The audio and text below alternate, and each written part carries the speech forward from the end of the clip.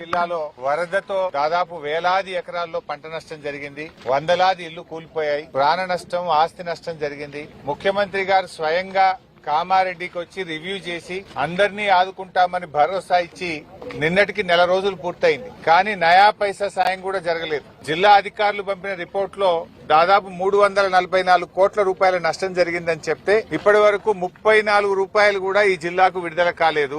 ఎక్కడికక్కడ రోడ్లు తెగిపోయినాయి, విద్యుత్ సరఫరా నిలిచిపోయింది, కాలువలకు గండ్లు పడ్డాయి, చెరువులు తెగిపోయాయి. కానీ ఏ ఒక్క చోట కూడా పునరుద్ధరణ ప్రక్రియ స్టార్ట్ కాలేదు. ముఖ్యమంత్రి గారు కామారెడ్డికి వచ్చి కామారెడ్డి ఎల్లారెడ్డి నియోజకవర్గం మధ్య తెగిపోయినటువంటి బ్రిడ్జ్ ను చూసిపోయారు. వెంటనే రిస్టోర్ చేస్తామని చెప్పారు. నెల రోజులైనా ఈ రోజు కూడా ఎల్లారెడ్డి నియోజకవర్గం నుంచి కామారెడ్డికి బస్సులు నడవడం లేదు. ఎల్లారెడ్డి నియోజకవర్గం నుంచి కామారెడ్డి జిల్లా హెడ్ క్వార్టర్ కు రవాణా సౌకర్యం అంటే ఆర్టీసీ బస్సులు లేక పిల్లల చదువులు ఎఫెక్ట్ అవుతా ఉన్నాయి. మరి ముఖ్యమంత్రి గారేమో పెద్ద పెద్ద మాటలు మాట్లాడిండు. 15 రోజుల్లోగా మళ్ళీ హైదరాబాద్ లో మీటింగ్ పెడతా, 15 రోజుల్లో రివ్యూ చేస్తా, మొత్తం యుద్ధ ప్రాతిపదికన పనులు జరగాలన్నాడు.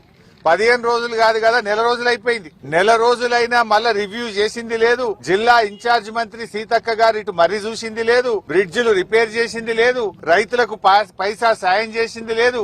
ఇండ్లు కూలిపోయిన ప్రజలకు కూడా ఒక్క రూపాయి ఇచ్చిన పాపాన పోలేదు. రేవంత్ రెడ్డి మాటలకు ఎక్కువ, చేతలకు తక్కువ. ఇవాళ దాదాపు కామారెడ్డి జిల్లాలో 40,000 ఎకరాల్లో పంట నష్టం జరిగింది. వేలాది ఎకరాల్లో ఇసుక మేటలు పెట్టడం జరిగింది. వేలాది ఇండ్లు కూలిపోవడం జరిగింది.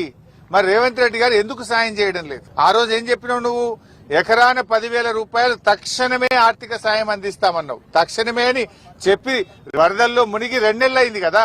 ఈ రోజు వరకు పైసా సాయం చేయలే రేవంత్ రెడ్డి గారు. ఇలా రైతులను ఉసురు పోసుకుంటున్నావు నువ్వు.